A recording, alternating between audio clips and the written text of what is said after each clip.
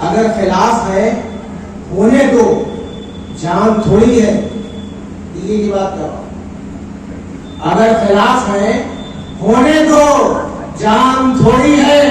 ये सब धुआं है, कोई आसमान थोड़ी है।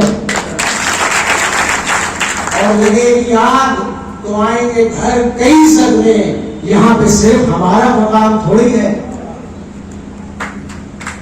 जो आज साहिब मसनद है कल नहीं होंगे, जो आज साहिब मसनद है कल नहीं होंगे। किराएदार है, जाती मकाम थोड़ी है। और सभी का खून है शामिल यहाँ की मिट्टी में, किसी के बाप का हिंदुस्तान थोड़ी। कुछ चुनाव साधारण होते हैं, कुछ चुनाव असाधारण होते हैं। आप सब मुझसे बहुत समझदार हैं, मुझसे उम्र में बड़े हैं, मैं आपको कुछ बता और समझा नहीं सकता। लेकिन अध्यक्ष जी के कहने पर अपने दिल की बात जो भाषण के तौर पर नहीं है, वो आपके सामने जरूर रखना चाहता हूं।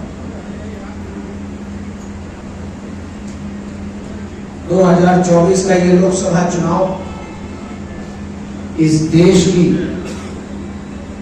दिशा और दशा तय करेगा। इस देश में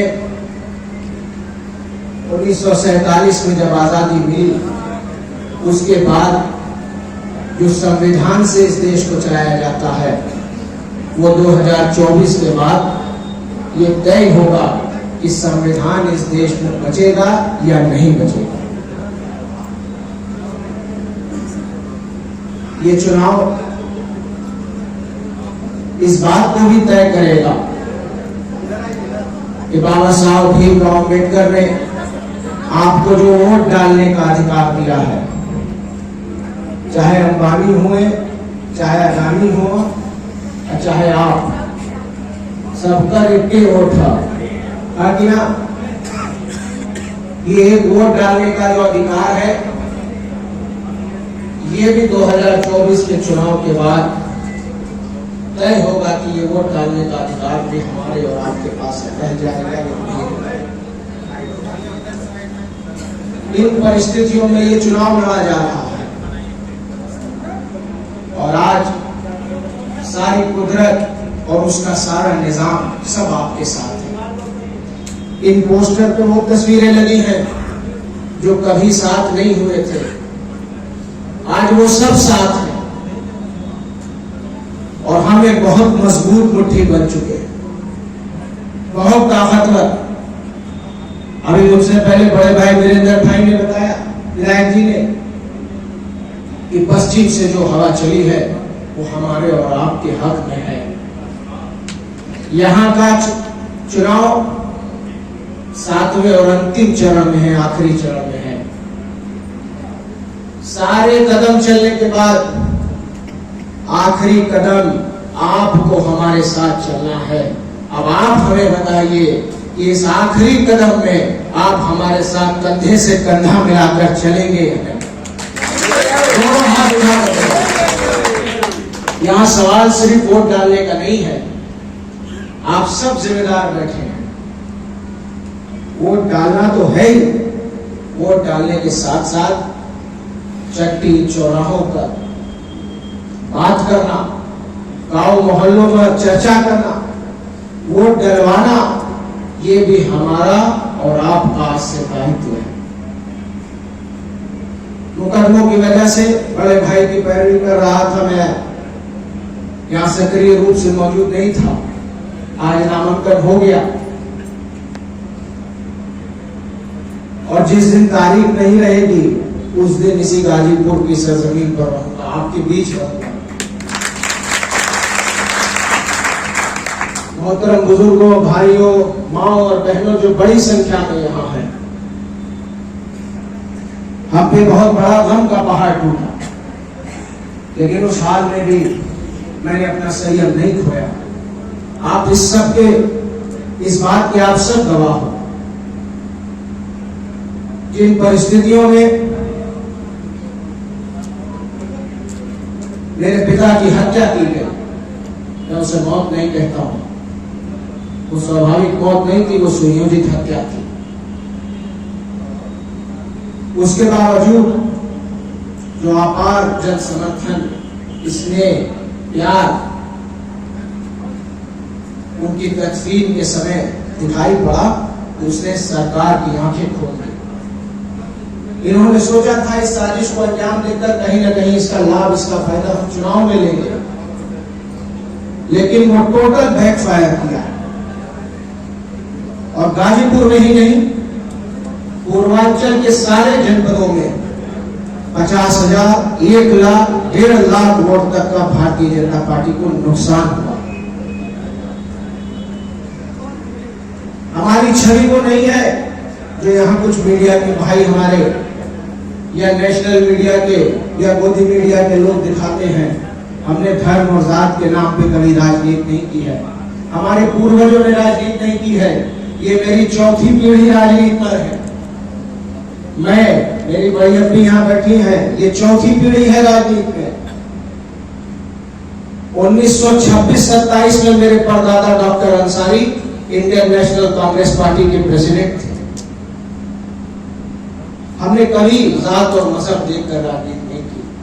अगर हमारे दरवाजे पर या हमारे पास कोई गरीब मजदूर बेसहारा आता है तो हम उससे उसकी मजहब और जात नहीं पूछते हैं, बल्कि उससे आंसू पोंछने का काम करते हैं। और हमारा मजहब और हमारा दीन भी हमें यही सिखाता है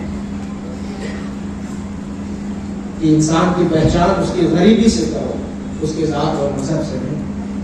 और हम इसे खिदमत खल्क कहते हैं, और खिदमत खल्क एक इबादत है। इसको हम पूजा और इबादत के तौर पे गरीबों की मदद को लेकर करते हैं।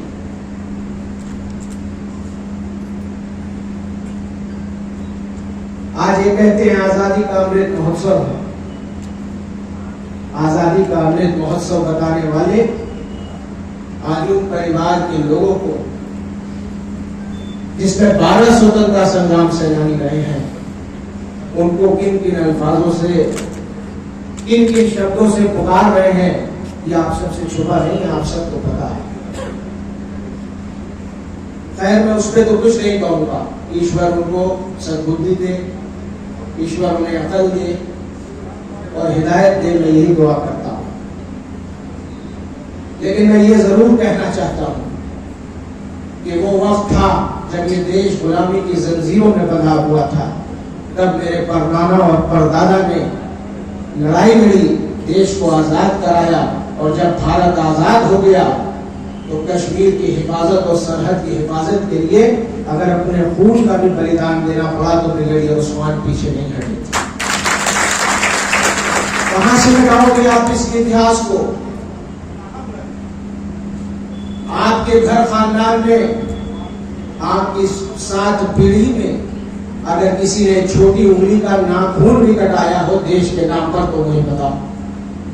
आप हमें कहते हो आतंकवादी, आप हमें कहते हो भूमाफिया, आप हमें कहते हो गुंडा और अपराधी, आप मुकदमे तो गिना देते हो, ये नहीं बताते हो कि कितने मुकदमों में वो बरी हो चुके हैं। 65 से ज्यादा मुकदमे बताते हैं मेरे पिता पर, 45 मुकदमों में वो बरी हो चुके थे। एक मुकदमा 2005 से जेल जाने से पहले का था, 2005 के बाद सारे मुकदमे छूटे लगाए। इसी तरह सांसद जी पे झूठा मुकदमा लगाकर जिसमें वो बरी हो चुके हैं, उसमें गैंगस्टर एक्ट के तहत उनको सजा कराई गई और हमें दबाना और झुकाना चाहते।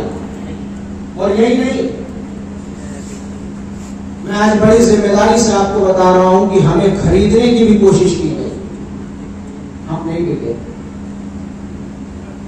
हमारे पास ऑफर भेजा गया, हम नहीं बिके। जब नहीं बिके तो मेरी मां पर 16 मुकदमे लगाए गए।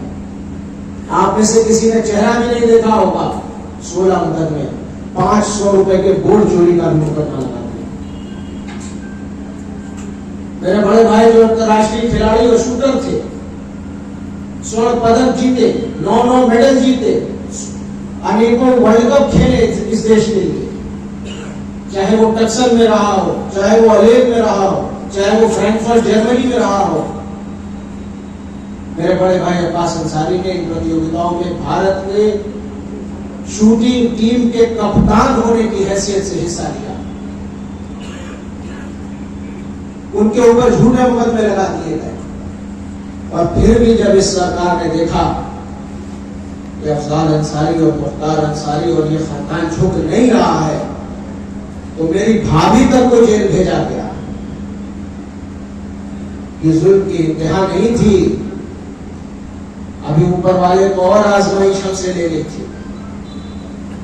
19 मार्च को मेरे पिता को जहर दिया गया, जहर देकर इलाज नहीं कराया गया। आपने कभी सुना है कि जो व्यक्ति आईसीयू में भर्ती हो उसको वार्ड में भी नहीं शिफ्ट किया जाएगा, 12 घंटे बाद उसी बांदा जेल की काल कोठरी और तन्हाई बैरिक में वापस भेज के उनकी मौत का इंतजार किया जाएगा। इसको आप सुशासन कहते हो? इसको आप सबका साथ सबका विकास कहते हो? मैं आपको ये बताना चाहता हूं, बड़ी जिम्मेदारी से मरहूम मुख्तार अंसारी का फर्जंद होने के नाते ये बताना चाहता हूं कि आप हमें डराओगे और धमकाओगे तो हम डरने और दबने वाले नहीं हैं।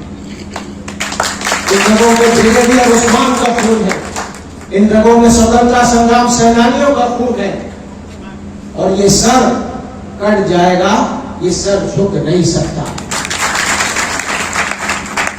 क्या खूब शेर कहा है किसी ने, लाख खौफकारी हो जलजलों के आने का, सिलसिला न छोड़ेंगे हम भी घर बनाने का। लाख खौफकारी हो जलजलों के आने का, सिलसिला न छोड़ेंगे हम भी घर बनाने का। दोस्तों शहादत के हम मजल से आदी हैं, मशगला हमारा है हक पे सर कटाने का। ये वो नाम रहा है, ये अंग्रेजों से लड़ा है। जब गोरे अंग्रेज थे तो इस देश को आजाद कराने में अपना बलिदान दिया है। आज काले अंग्रेज हमको गुलाम बनाना चाहते हैं और हम दोबारा उनसे लड़के अपने संविधान को, अपने वोट देने के अधिकार को बचाएंगे। इस लड़ाई में मैं अकेला नहीं हूं, हजारों लाखों और करोड़ों के संख्या में आप सब हमारे साथ खड़े हैं। आपकी आंख में जो प्यार है, जो भाव है, वो मुझे महसूस हो रहा है। इसलिए मैं आपसे यही कह के अपनी बारी को विराम दूंगा कि इस चुनाव को चुनाव मत समझिए, इस चुनाव को चुनौती समझिए और चुनौती समझ के इसको एक्सेप्ट करिए। और चुनौतियां ऐसे नहीं ली जाती हैं। जब चुनौतियां आती हैं तो उसका फिर पूरी ताकत के साथ सामना करना पड़ता है। इसलिए जिसकी जो क्षमता है, जो 1 गली जा सकता है वो 1 गली जाए, जो 1 किलोमीटर जा सकता है वो 1 किलोमीटर जाए, जो 20 किलोमीटर जा सकता है वो 20 किलोमीटर जाए। लेकिन इस चुनाव को खुद अफजाल अंसारी, मुख्तार अंसारी और उमर अंसारी और नुसरत अंसारी बन के आपको लड़ना।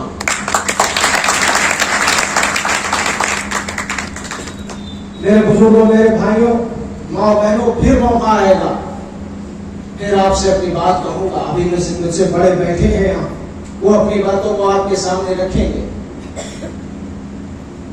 लेकिन एक बात आपको जाते जाते विश्वास दिलाना चाहता हूं कि अगर आखिरी कदम मजबूती से हमारे साथ चल दिया तो केंद्र में जो मोदी जी की सरकार है वो सरकार फिर रह नहीं जाएगी, वो सरकार खत्म हो जाएगी। आपको गाजीपुर को जिताना ही है, लेकिन जब आप साइकिल पे बटन दबा रहे होंगे 1 जून को, तो अपने दिमाग में ये बना लीजिएगा कि ये बटन यहाँ का सांसद भी बना रहा है और ये बटन प्रधानमंत्री को भी बदलने जा रहा है। मेरे भाइयों, बुजुर्गों, माँ और बहनों, आपसे जो अपार स्नेह मिला है, जो जन समर्थन मिला है, जो दुआएं मिली हैं, वो हमारे जख्मों पे कहीं ना कहीं मरहम बनकर लगी है। और हमारे जख्मों पे मरहम बनकर आपकी दुआओं, प्यार और आशीर्वाद ने हमें एक नई ऊर्जा दी है, नई शक्ति दी है, नई ताकत दी है और मैं पूरे यकीन से आपको ये बता दूं कि जब तक इस घर खानदान का एक बच्चा भी जिंदा है, तब तक गरीब, मजलूम, बेसहारा, यतीम इन पर जुल्म नहीं होने देंगे। चट्टान माने जाते थे मुख्तार अंसारी, पहाड़ माने जाते थे मुख्तार अंसारी, कोई उन्हें पीछे ढकेल कर नहीं हटा सकता था। मारा भी गया तो पीठ पीछे मारा गया, कोई लड़के मारने वाला नहीं था। इसलिए मैं आपसे बड़ी जिम्मेदारी से कह रहा हूं कि मैं उमर बिन मुख्तार अंसारी, अगर उनका आधा भी हुआ तो आपको कभी पीठ नहीं दिखाऊंगा और आपके सामने आपके मान सम्मान के लिए आपकी ढाल बनकर के खड़े रहेंगे। आज वक्त आ चुका है सियासत के इस दौर में अपनी वोट की ताकत से लड़ाई लड़िए और लड़ाई लड़कर इस सरकार को बदलिए।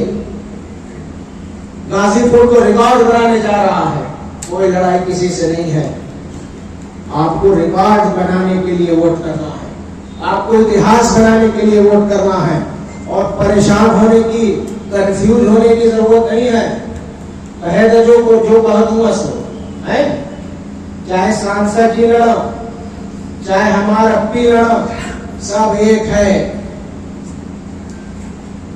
और मैं आपसे कहना चाहता हूं कि गाजीपुर की पूरी लोकसभा हमारा परिवार है और ये परिवार में अगर कोई दरार डालना चाहेगा तो वो नहीं डाल सकता।